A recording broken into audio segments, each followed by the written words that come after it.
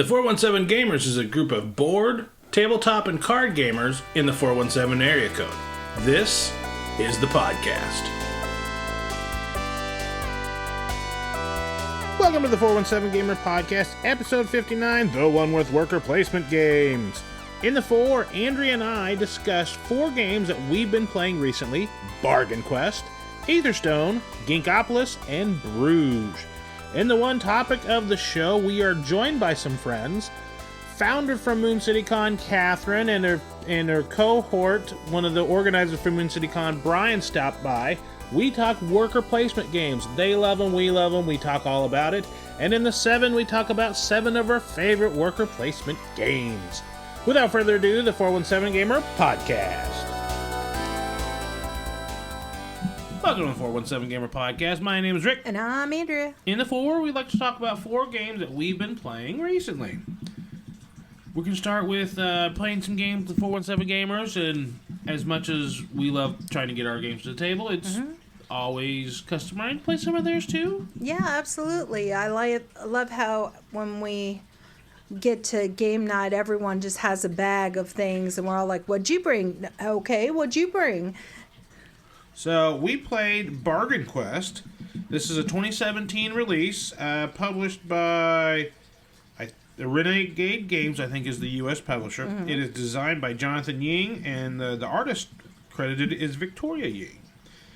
In Bargain Quest, you are not the adventurers going into the cavern. Instead, you are the shopkeepers trying to sell items to the adventurers going into the caverns. Mm-hmm. And some of your stuff is really good, and some of it is a little cheaper. Yeah.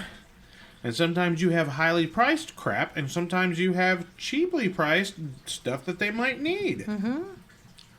So the round goes, everybody has their own shop, and it's a drafting game to start out. You have items, you pick one to put in your shop, and you pass. Mm-hmm. Once everybody has items, you'll put one in your show window. That is not for sale. That is just to attract the adventurers to come to your shop and buy items before they go try and slay the big bad. Mm-hmm. The big bad changes after each one is defeated.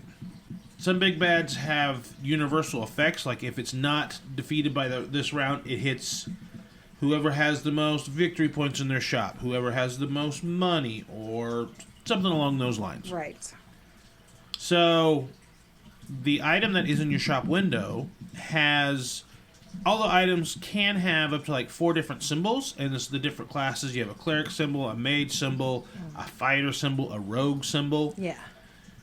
So those symbols are what kind of people you're going to attract to your shop. But also, on the left hand, there's a star rating on how valuable that is, how sought after that piece of equipment might be. Yes. And you can only sell wizards things to wizard, which makes total sense. Yeah. Only a wizard would know how to use a staff. But the characters sometimes have multiple classes. Mm-hmm. You might have a shady wizard that has a little bit of roguish and a little bit of magey. I think the bard had both cleric and mage properties, so the bard could grab a couple different things. So once whoever has the most stars, they attract whatever of the available fighters or the adventurers to their shop. They pick one, and then everybody down based on how important, valuable their item was.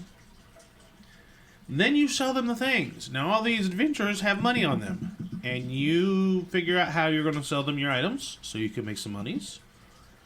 And you go through the game until either all the big bads are defeated, all the adventurers die, and there's a third way. I don't remember what the third way is. But anyway, we made through all the big bads. After that, if your adventurer is successful at doing damage to the big bad, you get a victory point. And if they come back alive, you get a victory point. So there's 2 victory points for each round. Mm-hmm.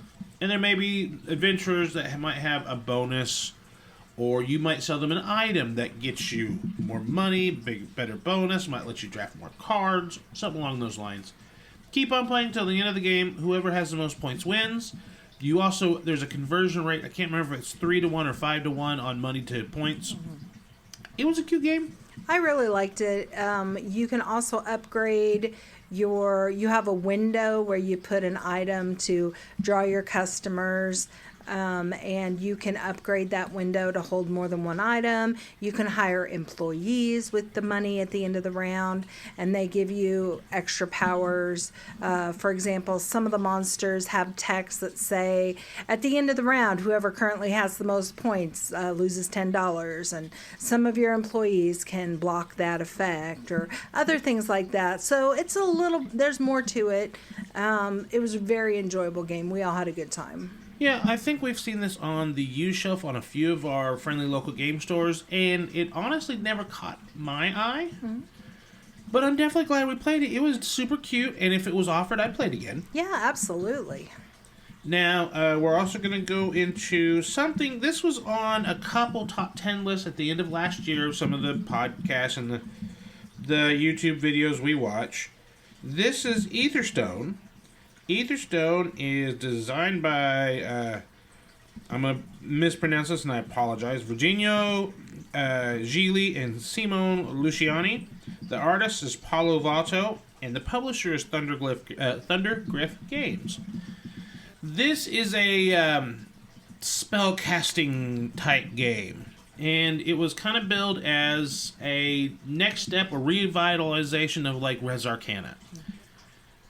This is another game where you start off with a draft, but you do one draft and that's it. Mm-hmm. Everybody gets a hand of 7 magical cards that can be either followers or rituals or technology, or there's there's 3 different types: technology, follower, and rituals. And then there's 4 different factions, or 5 different factions, because there's the Void, there's the Limbic. Basically, it's the different colors: white, green, red, purple, and black. So on your turn, you can either cast one of your cards. They have a cost, which is the crystals, kind of one of the economies of the game. Those cards are worth victory points. Sometimes they have an immediate effect. Sometimes they have an activated effect. Sometimes they have a persistent effect, like many cards of this style of game. And then you have an avatar card that is your magic wielder of that game that has, once again, you might have an instant, an ongoing, or an after-game effect. Mm-hmm. And you you're all competing. There's some threats that are coming to the village, and you're trying to beat these threats, but you're trying to be the best one at beating these threats. Of course. The end of the game happens if either you go through all the threats, or if somebody has played their 7th card from their hand. Because once you draft all the cards, that's all the cards that are going to be in the game. Mm-hmm. And there's a big, thick deck of cards. The replayability on this, if you want to see all the cards, I absolutely see in somebody that loves this style of game that'll keep on playing it. Oh, yeah. You're not going to get bored. And there's no way you can memorize all the characters. Yeah. But this is absolutely a game that's got some take that, because if you ever lose all your life points, you have to make a Void Pact, a pact with the Void to bring your life back. And it costs you like 5 or 7 points to do that, which is, it sounds rough, but you're potentially gaining a lot of points elsewhere, because there are some cards that are worth quite a bit of points.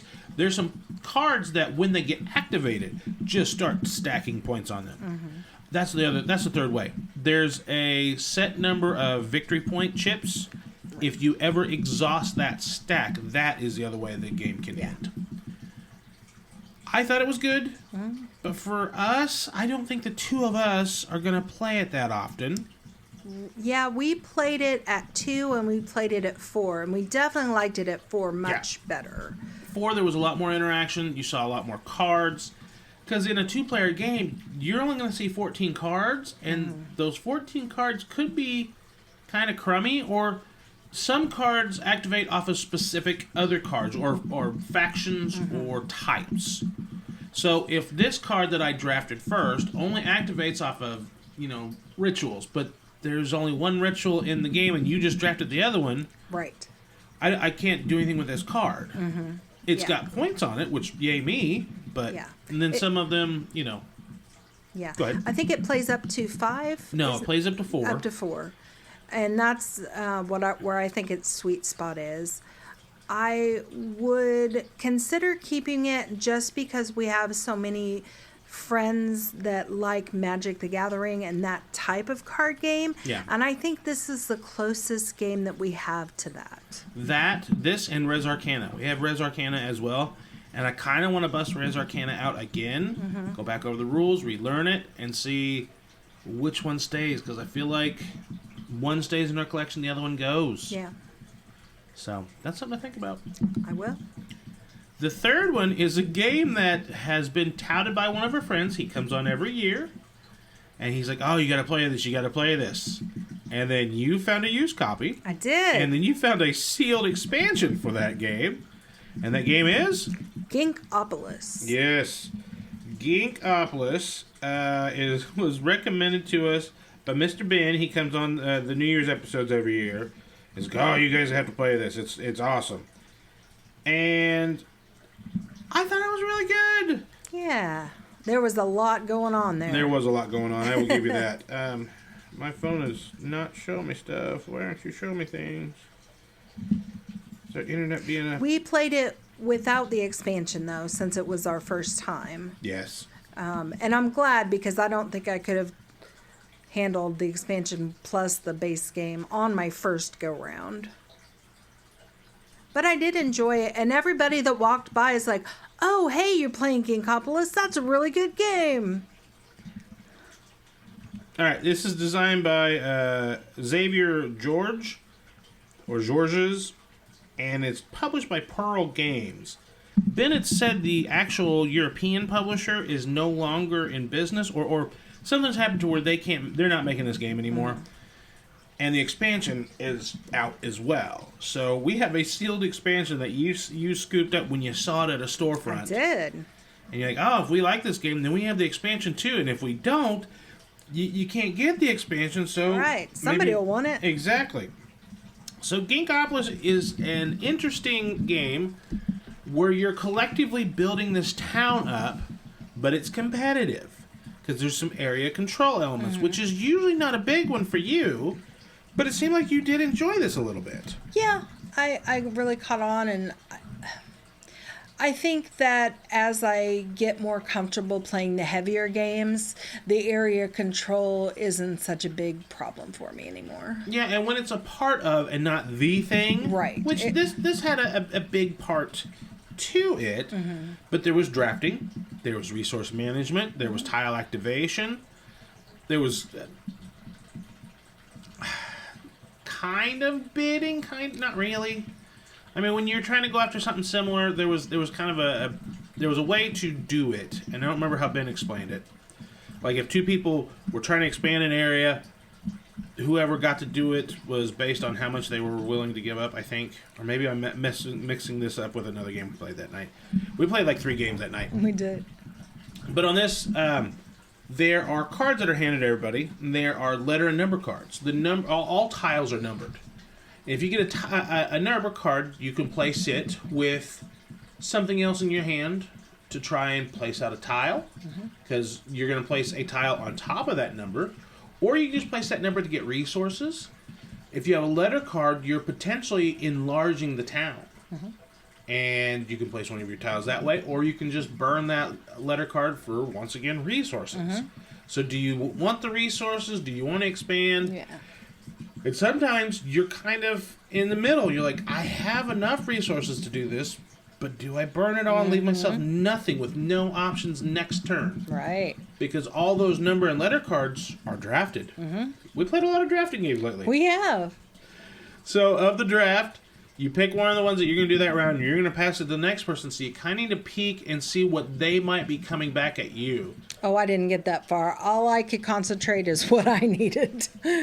Because there's sometimes that if you take something from them, you might be handing them the card to come right back. Well, I guess you can't do it in the same round, because once the deck is depleted, you will shuffle in the new tiles that have been built out. So they won't do that. Or they might be able to do something close to you that would break up what you have. So there's like 3 different regions. There's a blue region, a red region, and I think a yellow region. And at the end of the game, Yellow. You have districts that have to be at least 2 or more tiles of adjacent tiles. Right. And whoever has most pieces in that area gets victory points. And so does the second person who has Yep. the second most tiles. So you don't necessarily need to be the best everywhere. If you can just ride some coattails and get second place in a lot of places, that's some good way to get points. Some hefty points there too. The last game we're going to talk about is, I used to say it's my favorite fail, but I don't know if it necessarily is anymore. I still like it a lot. This is a 2013 game. It was published by Z-Man Games. It's been re-implemented by Hamburg, by Queen Games. This is Bruges. It's designed by Stefan Feld. The artist was Michael Menzel. In Bruges, you are building up the town of Bruges. And turns out we played the game with somebody that had visited Bruges. He had just taken a European cruise and they visited the town. Yeah. So in Bruges, you're building up the town. You're building up your reputation with the government. You're building houses along the canals. You're building the canals, and you're trying to attract important people to stay at your houses. Fancy. So basically, on your turn, you can play a card, and every card is multi-use. There's another designer that likes to do multi-use cards a lot. And I played some of his games, Carl Chuddick. He does Glory to Rome, he does Motainai. There was a dinosaur game that had multi-use cards. I can't remember it because I had it for a while. And it's okay. Anyway, he likes to do multi-use cards. Feld did this, and this is one of my favorite, if not my favorite, multi-use card games. Because a card can be used to get rid of a threat. Threats happen at the very start of the game whenever you roll dice. If a 5 or 6 comes up, that's good because cards can get chucked for the value of pips on the dice according to their color. But 5s and 6s give threats of that color. There's a purple, there's a brown, a red, a yellow, a blue. Blue floods and kills your peoples or your workers. Gold, you get raided. Purple is plague and you lose one of your peoples. Red is a fire and burns down one of your houses. Yeah, a lot of bad things happen in Bruges. A lot of bad things. So you can chuck one of your cards to get rid of a threat. And you get a point for doing that. I just said you could chuck cards to get money. You could do that. You can flip a card upside down to turn it into a house, but you have to get rid of a worker of the same color. You could recruit a person to stay in a house if you have one. And you have to pay their cost. You have to give them basically a stipend. Here's some money. Come stay at my side of Bruges. And then those cards sometimes have activated effects. They have immediate, ongoing, or activate effects. And then the other one is you can build a canal. You start at one of the towers, the guard towers, and you build canals out from that. The canal pieces are color-coded. You can truck a card and pay the cost of that canal to build a canal. At the end of the game, you get points on your cards, you get points on your houses, you get points on your canals, you get points based on if you've completed either side of the canal. You get these statue pieces. And I think you kicked your butts this last game. I went heavy canal, heavy statues. You and did. I won. You sure did. It was, and I had the 5-player expansion, and we played 5 players. So yeah, you went heavy on the canals. You did pretty darn good. Yeah. And I remember us playing last time, and I think you were early to the group, and this was a bit above your head, but this time you kicked butt. Yeah, I was a lot more comfortable this time. Yeah, I mean it's how much games you've played and how your vocabulary grows and your comfortability. Yeah. I mean, it just goes to show you, I think last time you played Bruges was like 2 or 3 years ago, and now you just, bam. Yeah. So that's 4 in the 417Gamer podcast. Why don't we head on to the topic of the week? Let's do it. Moon City Con badges are on sale right now. Moon City Con 2026 takes place at the Hilton Garden Inn August 14th through the 16th. Badges are the same price they were last year. We know prices are going up for everybody. That sucks. So, we are keeping the $60 price point that we had last year. And because the Hilton Garden Inn are such great hosts, they're keeping our discounted room rate the same from last year. So if you're going to stay on site, go head over there, click the tab on our mooncitycon.com page. Go over there and get your rooms sooner than later. And I think the room rates are good until July, so get your rooms soon. This year, we're going to be partnering with the Boys and Girls Club. Fantastic charity. We can't wait to see what our partnership is going to lead to. While you're getting your badge, we have a scholarship badge. Every dollar you donate, we match dollar for dollar to give a badge to some of the kids at the Boys and Girls Club. Have them come out, play some games, teach them up, have a great time. Moon City Con, all of the things you can expect. Tournaments, prizes, play-to-wins, great vendors, great people. Come on out, mooncitycon.com to get your badges. We'll see you at the Hilton Garden Inn August 14th through the 16th. Moon City Con, a meeple among us. The one in the 417Gamer podcast is our topic of the show. We're talking worker placement games, and Andrew and I could talk about worker placement games by ourselves, but Moon City Con badges are on sale right now, so we thought we'd bring some of the organizers and founders on Moon City Con to come on. Katherine, hello. Hello. Brian, welcome. Welcome. Good evening. And you guys like playing worker placement as much, maybe even more than we do, so I thought you guys were primed for this episode. So, Katherine, to you, what is a worker placement game?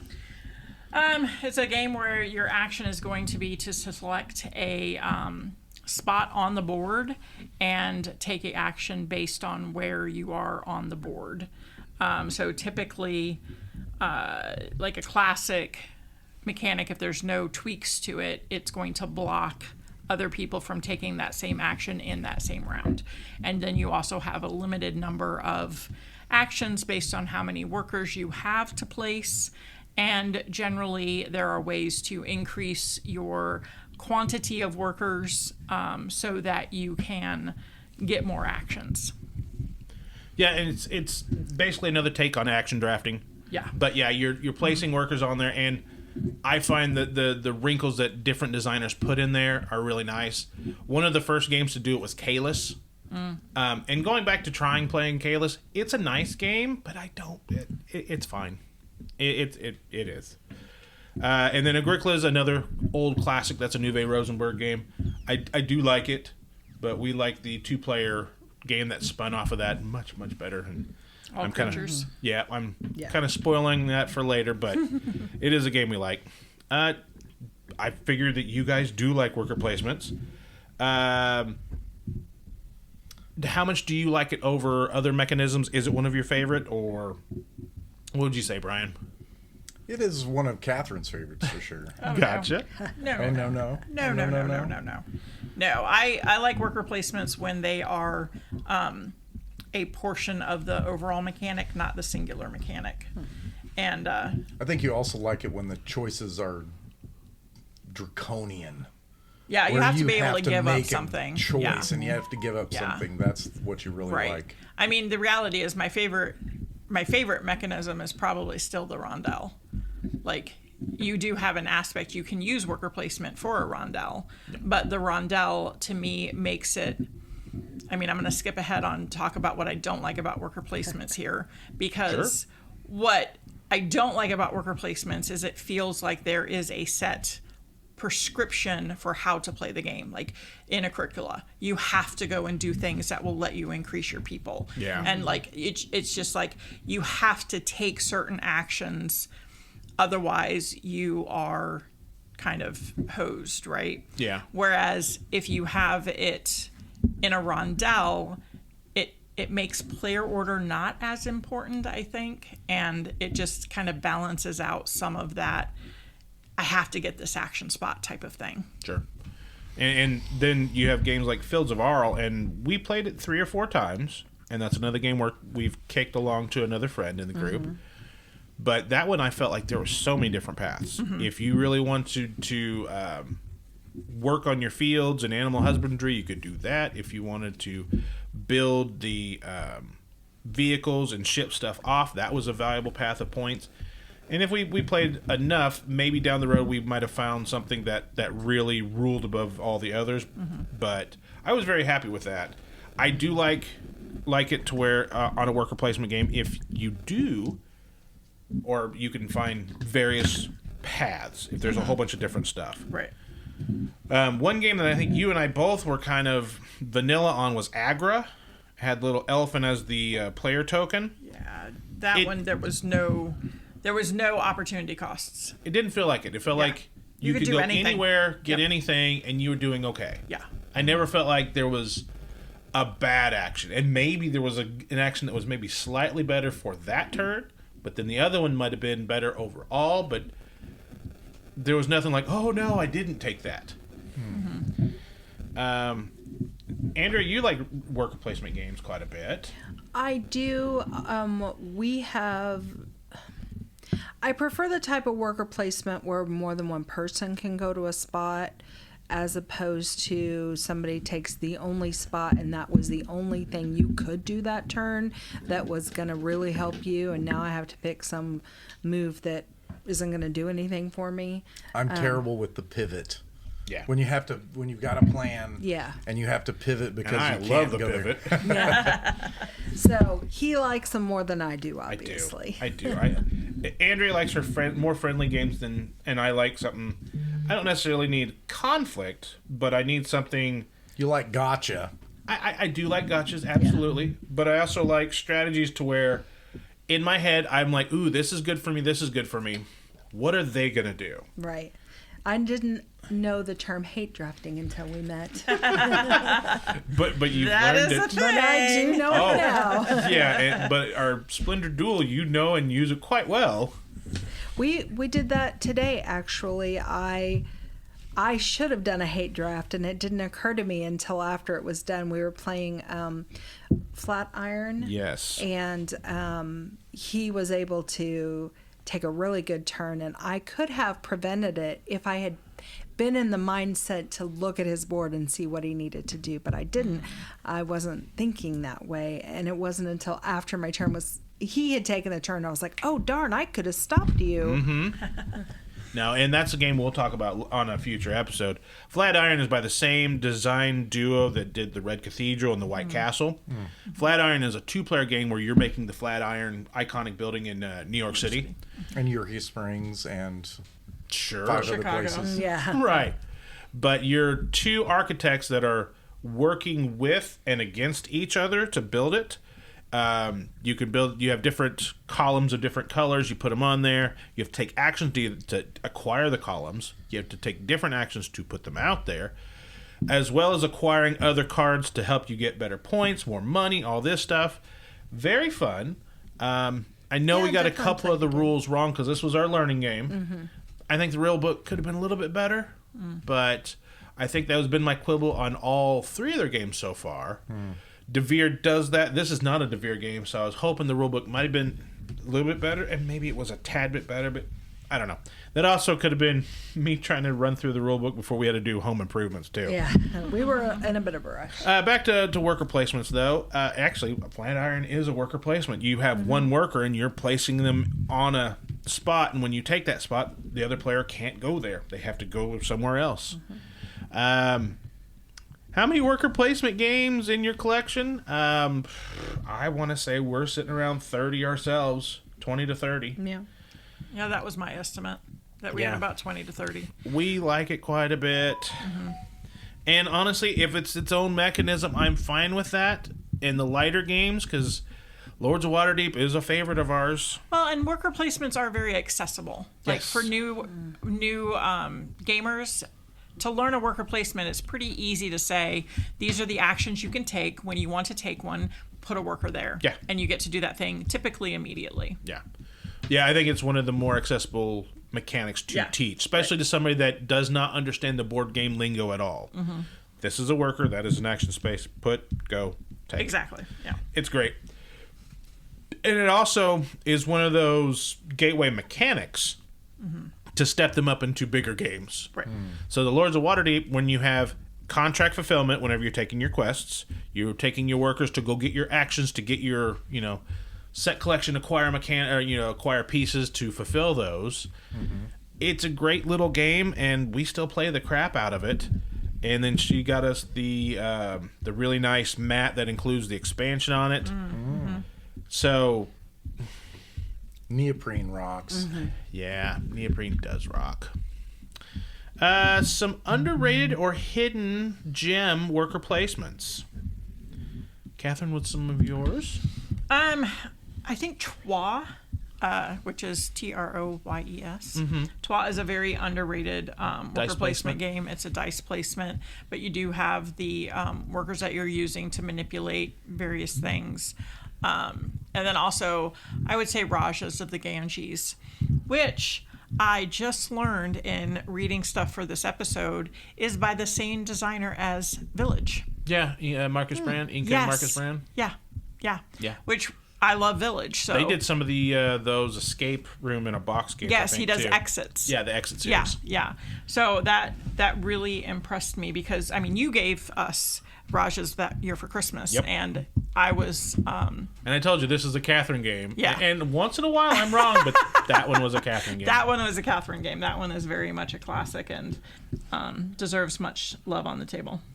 We need to play that soon. Yes. We haven't played it in a while. Andrew, any hidden gem worker placements that you can think of? I really liked Tea Witches.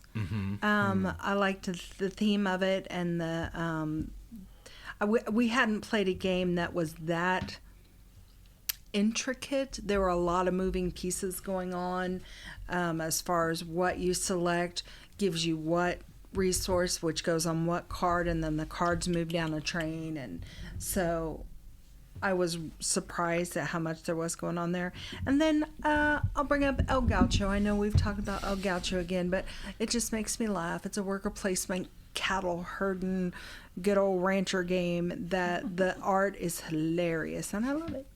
Yeah, it has a couple cows. Different cows of different states, and it has one cow that has stepped in cow poo and is disgusted by what is on the hoof. And it makes her laugh every time. I do. And actually, sometimes we fight over who gets to draft that one. I really liked, for the longest time, Coldwater Crown. That was a worker placement game in the guise of fishing. And the fishing was nice, but I really liked...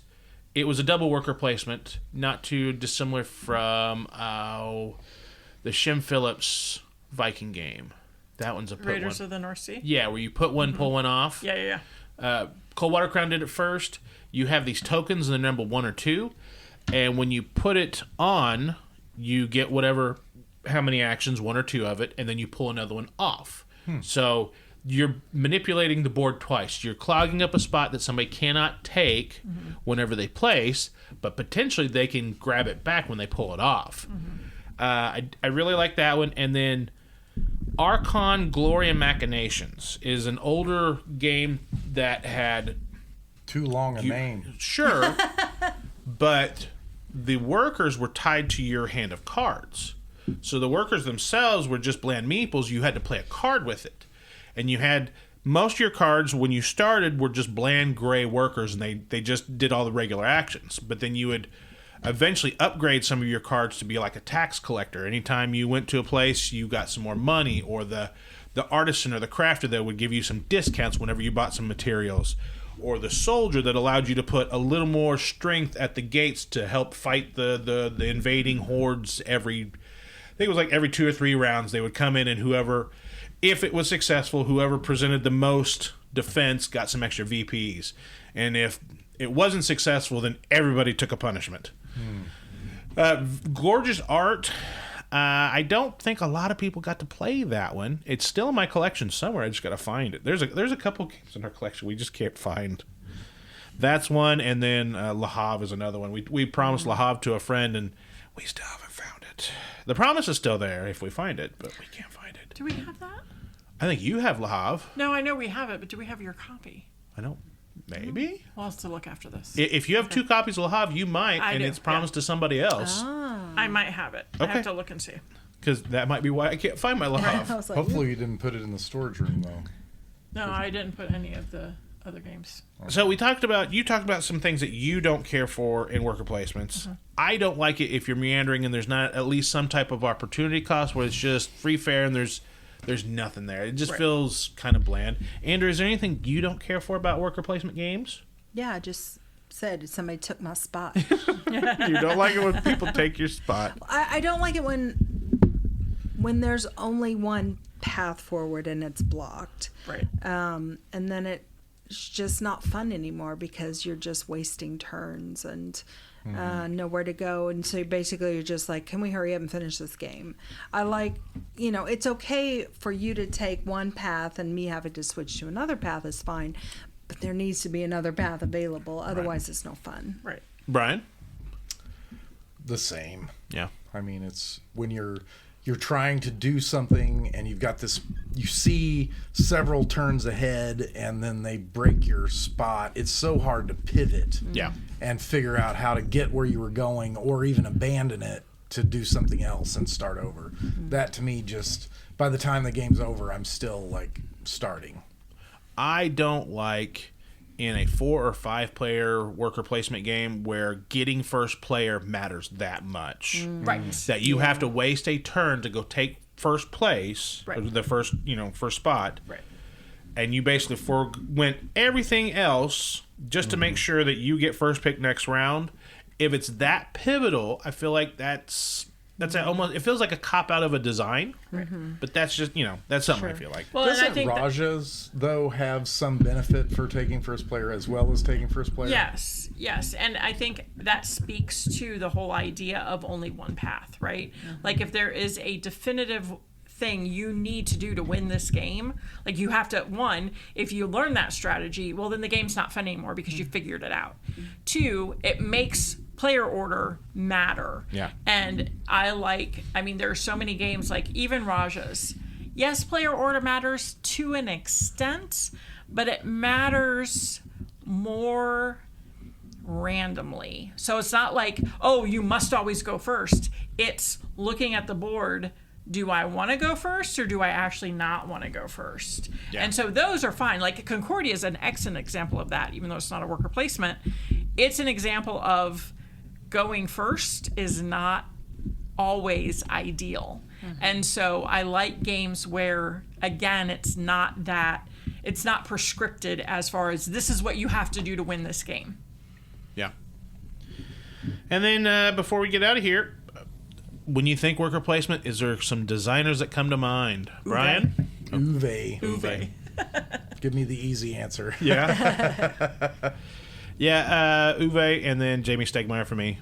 I mean, you have Euphoria, you have Charterstone, you have Viticulture. Yeah. I love some Viticulture. He has another one on the horizon. That was Tapestry. Tapestry was kind of to a point. Yeah. I mean, it was more actions, but you did have workers that you would put out on the board to take, I don't think Pendulum was worker placement at all, though. Pendulum was not his. It was produced by Stonemaier. I mean, same thing like Wingspan was Hargraves produced by Stonemaier. Right. So Tapestry was awful. I liked what Tapestry was. I wanted it to be what it was purported to be, not what it actually was. Okay. So I enjoyed what it was. I wasn't worried about what other people were trying to tell me it was. Right. And then some of the previewers were trying to hype up, oh, this is, a civilization game. I'm like, no, it was civilization themed. Right. But it was a resource management game. It was. And I really enjoyed for what it was. Right. But well, we've talked about some worker placement stuff. So what about talking about some worker placement games? Let's go into the 7, and we'll get into it. You're listening to the 417Gamer podcast. There are multiple ways to catch the show. We are hosted by Libsyn, so you can catch us at hobbygamingnetwork.libsyn.com. On Spotify, search for either Hobby Gaming Network or the 417Gamer podcast. Also listen through our Facebook page at facebook.com/Hobby Gaming Network. And finally, we also post a YouTube version on the 417Gamer YouTube channel. The best way for you to interact with the show is either through our Facebook page at facebook.com/Hobby Gaming Network or on Instagram at 417_gamer_podcast. Now to the 7. The 7 in the 417 Gamer podcast is our top 7 list. We're talking about some of our favorite worker placement games. And Brian, why don't you shoot us off with number 7? Fromage, which is a simultaneous action game. You have 3 workers, and depending on where you placed them last turn, you may not have all of them available. Sometimes you don't have any of them available, which is very painful. And then you need goats and cows. You do. That's how you manage those empty turns. But it's a very fun game. It really is short, so it doesn't overstay its welcome. It's a fun game. Yeah. I like the fact that it delivered what it said it was going to deliver. Like, you're the one that told me about it and said, I pointed at Rick for those of you that don't know what you mean. So Rick told us about it, and I was like, I don't know. But I read the copy, and Brian just was enamored by it. So it looked really cool. We got it, and it absolutely delivered on what it said it was, which is simultaneous worker placement. And it's quick, it's fast, and it is a good puzzle every time you play it. And it's cheese. It's cheese. And it plays well at 2. Yes. 2, 3, and 4. Yeah. It plays well at every player count. Yeah. But because it's simultaneous. That's true.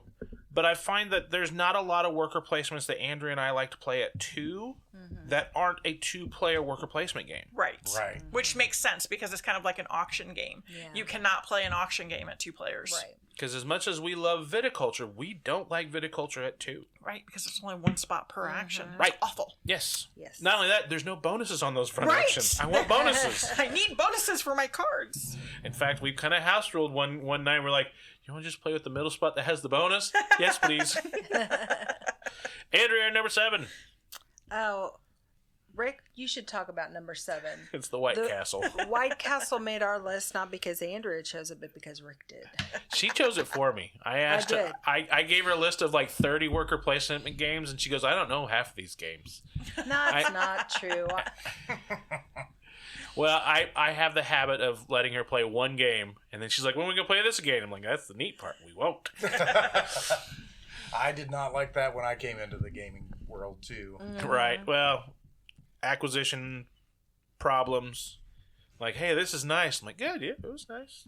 We'll play it again sometime. Just not right now. I just don't know when. But the White Castle is by Isra, Shea, and Ira C., I think. They also make the Red Cathedral and Flatiron. In the White Castle, you are building the White Castle over in Japan. You are drafting dice from bridges, and which side of the bridge depends on if you got the poor side and get to activate your lantern on your board, or on the rich side, which you don't get the bonus. But when you place the dice out on the board, if you place a die that's bigger than the value on the board, you get money back. But if it's lower than the value, you have to pay money, because you have to bribe the people to, like, you know, here's my dice, and like, that's not enough. Here's $2. But putting them in there allows you to place various workers on your board into various different areas. You have warriors, you have gardeners, you have courtesans that'll help in the castle. It's a fun little puzzle. It plays in 3 rounds. After 3 rounds, it's done, and the board the board goes to 40, I think, and then it has a token that allows you to go to 80 and then 120. And I think the best we've done is in the 50s, and I don't know how to get to the 120. Now, we did get the Matcha expansion that adds another bridge, and it brings in the ladies to send into the castle, and it brings in a 4th round. So I'm kind of interested to add that in, but we have so many other things in our pipeline that we were lucky to get the gaming in that we did today. Fun fact, it's also the Minji Castle card in Through the Ages. Yeah. Which is a good monument to have when you're playing that game. I love that.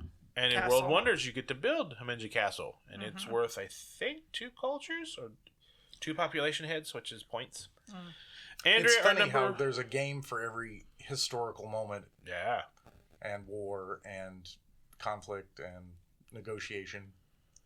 Well, Andrea, if number 7 was mine, how about you tell them about our number 6? All right, Lost Ruins of Arnak. Yeah.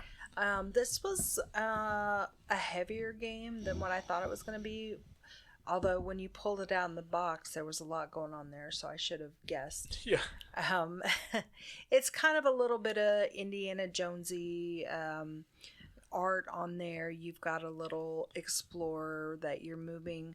Well, you've got different parts of the board where you've got your own little player board in front of you, and then there's a big main player board with different areas where you can go get resources, of course, but there's also you can go fight monsters in the middle, and then on the side, Temple Guardians. on the side of the board there is It's a research track.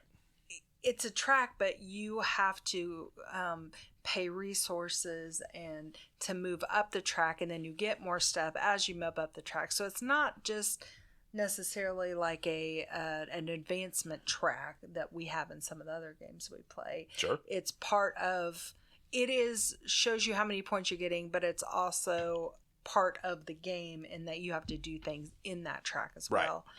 So I was a little overwhelmed the first time we played it, but it really is fun, and I really do enjoy it. Yeah, and to Catherine's point, when we talked about In the One, this is a game that worker placement is a part of the game. There's also there's a little bit of deck building, there's resource management, as you talked about. There's that track on the right-hand side where you're doing research. You bring all the goods that you found at the temples and then spend them, or you're examining them back at the school or the museum or whatever, and you're going up the track, and then you're getting assistance and stuff like that. Yeah, we like Lost Ruins of Arnak. We got the big box and all the expansions. Yeah. We just need to combine them in the box to make it a little easier to set up, because right now our box with all the baggies is a pain in the butt to set up. Catherine, you and Brian's number 6 Is Trois. Yeah. I might defer to Brian because Brian loves Trois. What you like about Trois? Well, it's definitely one of those games where the decisions are sometimes made for you, but also difficult. Yeah. And it's real easy to make a mistake here and have it mess you up through turn after turn. It's once you really learn it and you take advantage of all the personality cards and all the things, it's a very diverting hour or two of gaming fun. Nice. I personally think he likes it because he beats me probably 50% of the time. Catherine's hard to beat, so you got to take your joy where you can. Yeah. For a very long time, I said, if you come in second place to Catherine, you actually won. Yeah. You beat everyone else. That's right. Then let's, your guys' number 5. Our first Uwe on this list is Black Forest. Yeah. So Black Forest kind of reimagined Glass Road, which Glass Road was probably one of my favorite Uves. And I think one of the things I love about Black Forest is it doesn't replace Glass Road. Yeah. There are places for both of them in your collection, but it does such a great job with the resource management, with the rondelles of the resource management, which I love. But then Black Forest made it a worker placement, whereas Glass Road is a card action. Yeah. So in Black Forest, you have the same actions that you get on the cards of Glass Road, but instead they're at worker placement spots. Hang on. Oh my goodness. She's tangled. Sorry, cat emergency. Yeah, cat emergency. Dog's gonna help. She was playing with the string until the string fought back. And now the string is on Frankie. Sorry. That's the bad thing about introducing 2 hobbies at once. It's all right. You're fine. So yeah, Black Forest is a great Uwe. Resource management with worker placement and great hard choices of how to go and get those resources to build the buildings to gain the points. She's licking back her dignity right now. Number 5 for us, Andrea. Our number 5 is Lords of Waterdeep. I thought this would be up higher for us. Well, I I don't know. We did play the crap out of it last year. We did, but I still love it. Right. It is in the world of Dungeons and Dragons, but you don't have to know anything about that world to play this game. It's just a board game where you've got your little your workers that you're sending off on adventures, and you're to gather resources so you can complete quest cards. It is one of the games that I feel like is light enough anybody can play. Rick thinks it's a little bit above introductory level gaming. I would agree with that. I don't. Really? I think that's an easy game to pick up. If you have gamers that come out, that's fine. But if somebody's their first night out to a game night, that's not the first game I would throw at them, personally. I guess so. I'm not saying that they couldn't get it. It does depend on the person. Exactly. Yeah. Yeah, I could see that. Yeah. I think that anybody that's played Catan can get. Right. For sure. Katana get. Yeah. But we've had some people come out and like, I haven't played anything since like Monopoly. We haven't played anything. You know, we played Cards with the Family. We played Hearts and Pinochle or Rummy or something like that. And they come out throwing, Lords of Waterdeep. Eventually they do get it. But when everybody's, getting close to lapping the board and they barely get 20, 30 points, it's kind of disheartening to some people to see that. And then some people take that, I want to come back and do better. Right. Or it's like, so my first game was Hansa Teutonica. Right.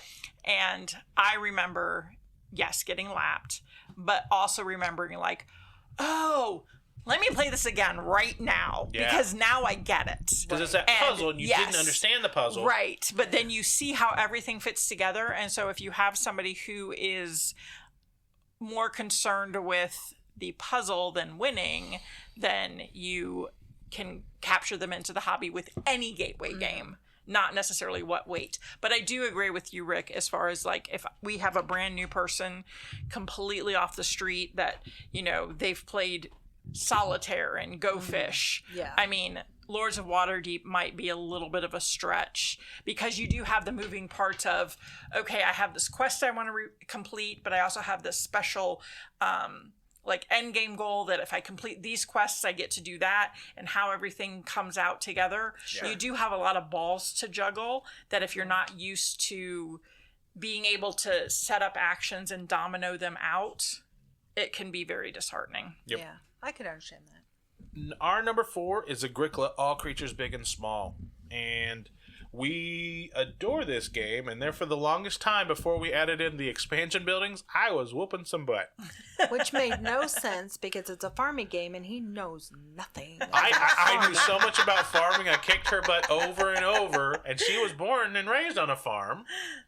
And as a farmer, it makes no sense in that you can, if you have a boy and a girl cow and they make one baby and you got 2 cows and 2 bulls, you can still only make one baby. And I'm like, that's not right.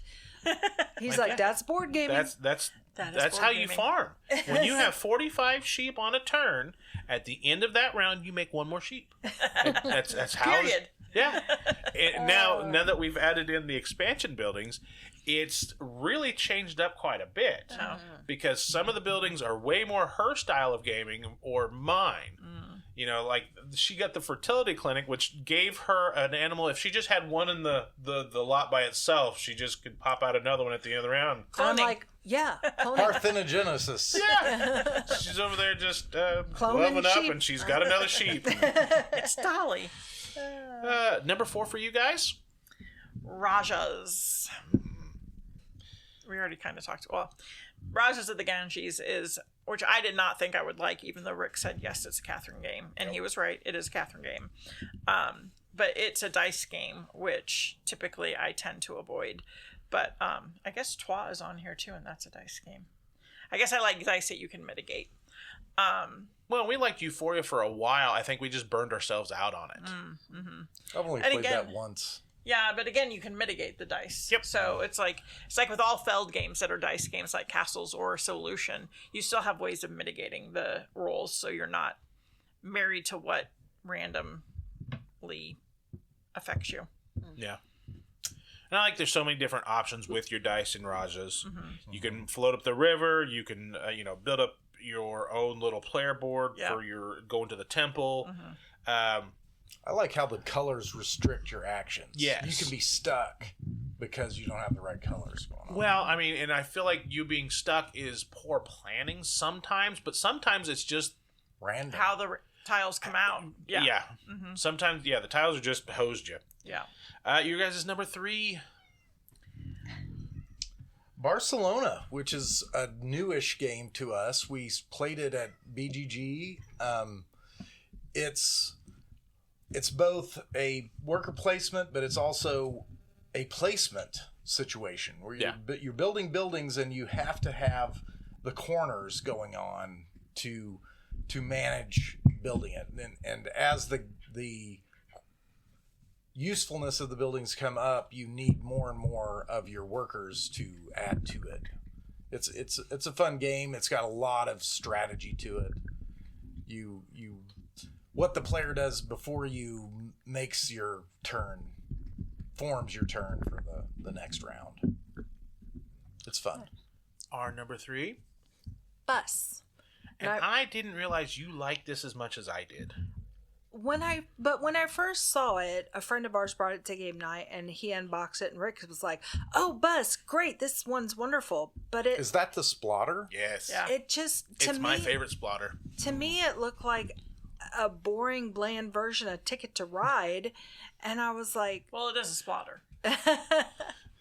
I think it's her only Splotter she's played so far. Oh. but I was just like, this game, you're excited to play this game. But then we played it and I was like, okay, I get it. It was a lot more entertaining than I thought it was going to be. And we had a lot of laughs about your little workers getting off work and going straight to the bar and stumbling home to any home. It doesn't matter which home they go to. They just need to go to a home at the end of the Just night. that theme alone just makes me giggle. And they go to a work. It's not necessarily The one. That work. right. They just They go don't to have a a work. career. They just have to show up and get some day labor done. Yeah, they wake up and go do a work, and then when they're done working, they go to the bar, and they go to a bed. I haven't played that yet. Now I want to. Yeah, And so the worker placement aspect, you're placing your workers on these side actions. And when you place them, they resolve in a certain order. Some of them resolve on who placed there first and go to the next person, and some of them resolve in who placed the last and come back. In addition, there's a time crystal that I think only 1 or 2 people can go to. And what the time crystal does is when people are supposed to get off work and go to the bar or go from the bar to bed, it freezes it and they don't do anything. Or you can spend the time crystal to where they jump from going to the bar to going to work. They get no sleep. it's called an I all-nighter. wish we'd recorded at your house now, because now I want to play Bus. Bus is good. And we waited for the reprint, and we finally got a copy of it, and it's in our collection. Yeah, for the longest time, my favorite Splotter was Roads and Boats, because Catherine showed me that, and I thought that was hilarious. That it's fun, it's interesting, but you can just be weirdly, dickishly mean, because the various Splotter. vehicles in there, anybody can activate. Does somebody need that truck? I'll just start driving it this way. Do you need it? No. Why'd you drive it that way? I played Great Zimbabwe with a mutual friend of ours, and I thought we were not going to be friends anymore after I did something in that Yeah, game. it's a Splotter. It's Yeah, a Splotter. It's Now, got- my hated Splotter is Food Chain Magnate. I hate that game. Do you? Yes. I enjoyed it, but I've never won. And every Splotter, you make it the smallest mistake in the first round, and you're watching everybody Bus else. can be that way. I think probably Bus is the easiest to get into of the Splotters. I feel like they pride themselves on making every decision important. Right. Like every decision matters, even at the very beginning. Yeah, I do recognize that Food Chain Magnate is a well-designed game. I just do not like it.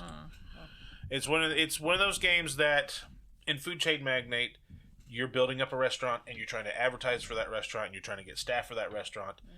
And there's a little menu board, and when you satisfy certain criteria, you get a bonus. But when you get that bonus, if nobody else got that bonus in the same round, they're locked out of that bonus. And that bonus could be super, super important depending on how that game goes, or it could matter not at all.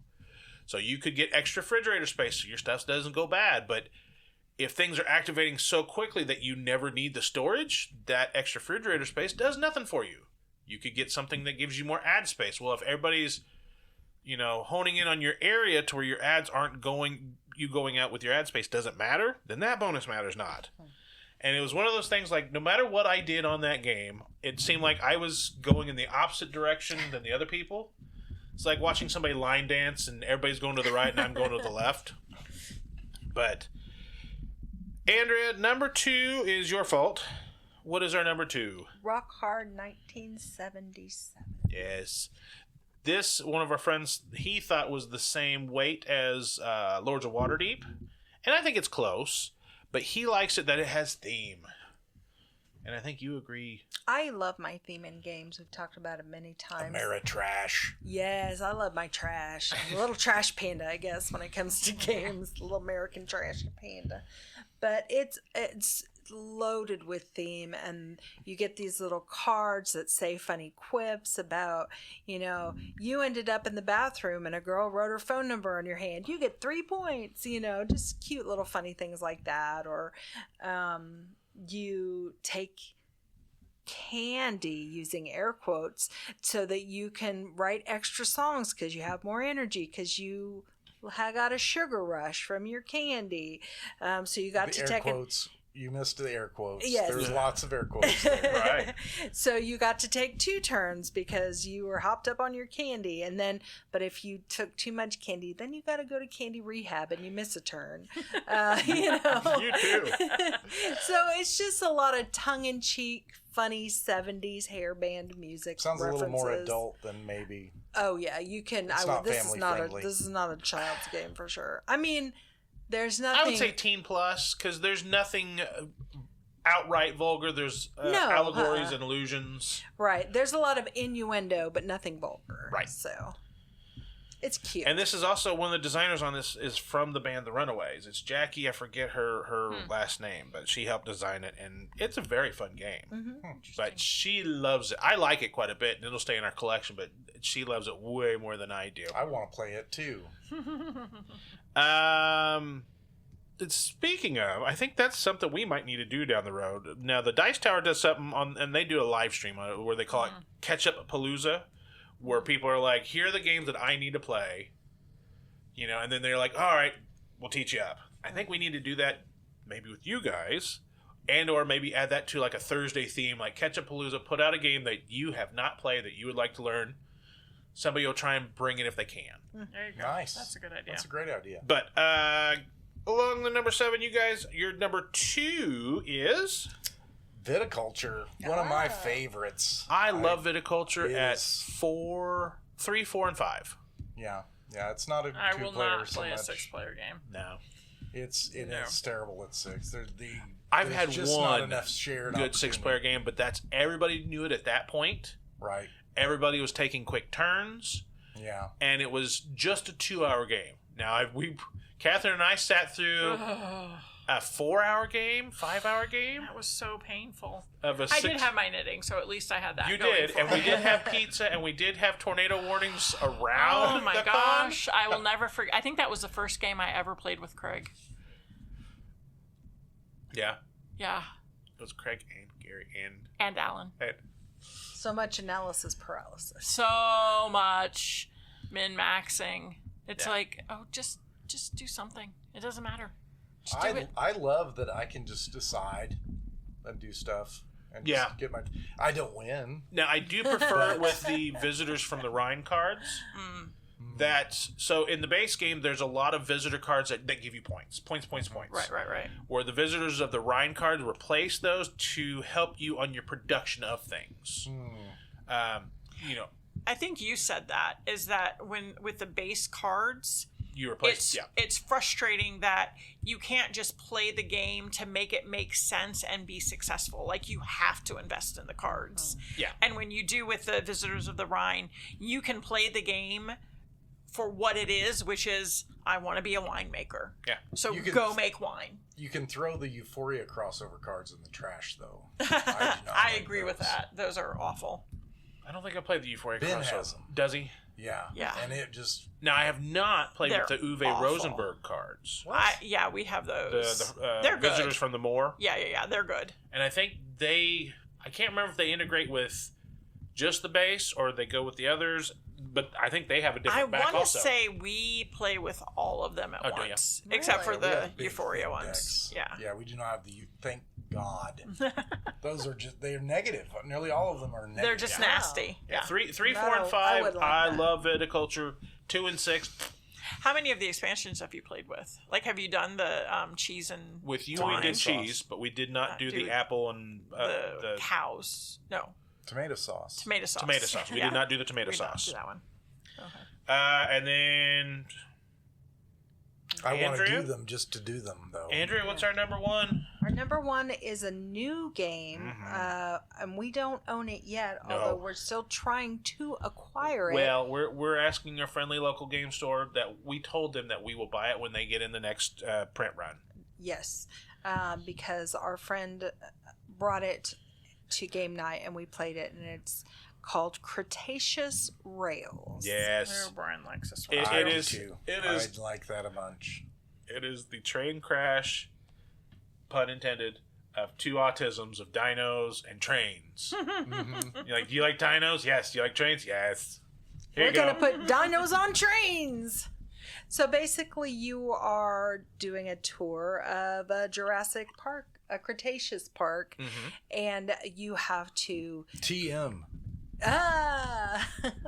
you have to clear forests to be able to see the dinosaurs, and then you have to catch the dinosaurs, and then you only have so many spots on your train to put the dinosaurs into. And the dinosaurs, they're not mini quality miniatures, but they're pretty good looking little toys. They remind me of the little bags of dinosaur Yes. plastic things you get when you were a kid. That's what it's. that's it's just a exactly very right. fun game. Yeah, it's a real throwback to the little kid inside you. Mm-hmm. But it's gamey enough that even Rick and the owner of Metagames really love the gameplay of it too. So it's not too cheesy kid game. No, It's got a lot it's of got So some. steamy and sweet enough for Andrea, but it's Right. crunchy enough. for crunchy Rick. enough for Rick. There you go. But yeah, with the worker placement aspect, which is what I absolutely love, the action tiles you shuffle up and you make a 4x4 grid, and when you place your workers out, you get 2 actions because you put them on the crack between 2 actions. Oh yeah. I like that idea, and I was like, you could take that mechanic and throw it into a whole bunch of other games, and I would play that game just to see how they put that new mechanic into something else. Because there's so many cool little options. I'm like, do I want to do a double build? Do I want to build and catch dinosaurs? Do I want to clear some forest? Can I make this turn really beneficial, or can I set up to where next turn is even better? And I I played Carpe Diem. It has that mechanic too. I have not. And We're wonderful. over here all night. But yes, Cretaceous Rails, I love, and we both like it together enough to where it popped up to being our number one right now. Wow. Your guys' number one is? Feast for Odin, another classic Uwe. So it does so many things well. You have the gazillion choices of actions, and this is where you can do multiple things and you're not stuck with one path. Like that. Yeah. So it's very the challenge is not getting stuck in trying to min-max things. So you have how many Vikings you have that get to go out to do your actions that let you gather resources to decorate your hall to Odin. You get to go and visit and raid islands and villages to get resources, or you can go hunt for resources. And then, of course, classic Uwe, you have to feed your people. The nice thing is you never have to do an action to increase your workforce, because at the end of every round you get a new worker. So it just happens automatically. But then you have the Tetris style placements of getting your tiles to decorate to make sure that you are filling up your board to complete the hall decoration. Nice. Yep. I like it quite a bit too. This is a game Andrew hadn't gotten to play yet. We have it on our shelf. All night. No. This is one we're going to explain. down the road. Have you hit your Fs yet for the year? Yes. Oh, Yeah. sad. At home, we're on K, and at the game store, I think we're at L. Oh, okay. No, we played London. L and You we're played to London. Yeah. London's a cool game. I like London. I like the original, I think, better than second edition. I hated the original. Yeah, but the original I think it handled poverty better, and I honestly don't like the new artwork. The new artwork, I don't care. It's whatever. I like the engine building. Well, that was the old one too. Yeah, but then there was like, then you had the area majority board to where poverty was bad, but now it's going to kick you in the nuts. This one's like, yeah, poverty's kind of bad. You had to manage your poverty. Yeah, Like- this one you do too. Yeah, not really. Yeah, you do. No, Isn't no. Antiquity a splatter too? And Antiquity corruption just eats you Antiquity up. is a splatter that the corruption can like actually kill your game. That's like can Risk. kill your Risk game. could go Yeah. to hell. So those are our favorite worker placement games. What are some of yours? Head over to our Facebook page at facebook.com/Hobby Gaming Network and let us know some of the games that you like, or are there anyone that you thought were just egregiously missed on our list? Also, Katherine and Bryan are going to come back on episode 60. We're going to talk about Moon City Con. And don't forget, Moon City Con badges are on sale right now. MoonCityCon.com. And Moon City Con is Springfield's premier board game convention. It's going to take place at the Hilton Garden Inn August 14th, 15th, and 16th. We hope to see you there. But until next time, keep gaming. And the 417. Goodbye!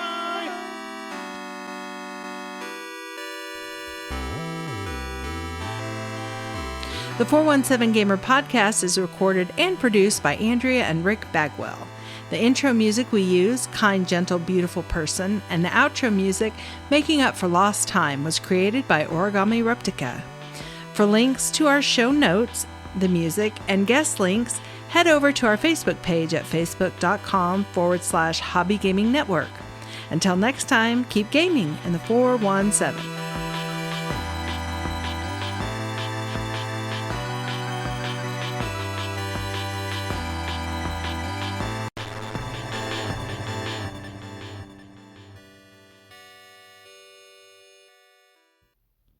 Moon City Con is back with the same price. Moon City Con 2026 Ampere's Meeple Among Us is taking place August 14th through the 16th at the Hilton Garden Inn. Since last year we have seen prices increase in many places, but this year we are able to keep the 2025 price of $60. That's right, we are working to keep our badge pricing at last year's levels for you. Attendees ages 14 plus are $60. Veterans and active duty members badges are $50. Children under 14 are welcome with an accompanying parent or guardian. When will these badges go on sale? Saturday, February 28th, badges for Moon City Con will go on sale. Over the next few weeks, we will be unveiling the prizes, merch, and more details as we lead up to badge sales opening on February 28th. Head over to tabletop events or use our website link, mooncitycon.com. We hope you enjoyed the Gamers Bingo from last year because we want to play another game with all of you. What does that mean? Stay tuned to find out. Moon City Con 2026 Ampere's Meeple Among Us.